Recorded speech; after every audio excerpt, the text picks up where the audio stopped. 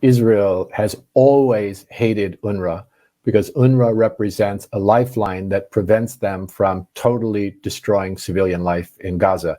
If it weren't for UNRWA, because of the caged reality of Palestinians, the permanent refugee status of Palestinians in Palestine, Palestinians wouldn't have the healthcare and the education and the housing and the humanitarian assistance and other things that they need. And so that's a threat to Israel's ethno-nationalist plan for the occupied territories.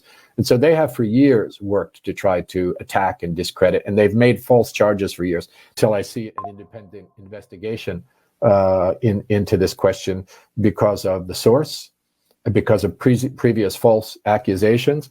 And even if some of them did, that's not an indictment of UNRWA. UNRWA is the largest employer in the occupied territories because Israel doesn't allow any other private trade and things to and a normal economy for Palestinians. So even if, I mean, you take any organization with thousands of employees, right, some of them are going to commit some crimes.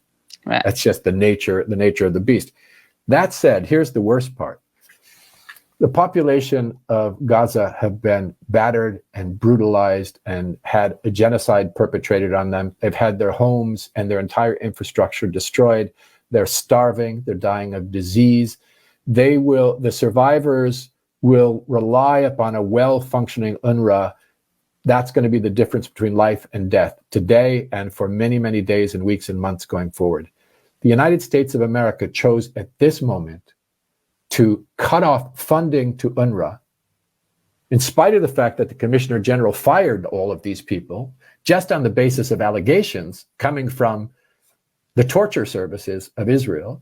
And that wasn't enough because the U.S. wants to participate in causing the Palestinian people of Gaza to suffer so that it can satisfy its Israeli partners that it's being as vicious and malicious as they are inside of Gaza. I think that's an absolutely horrific statement about the moral depravity of our own government in its Middle East policy.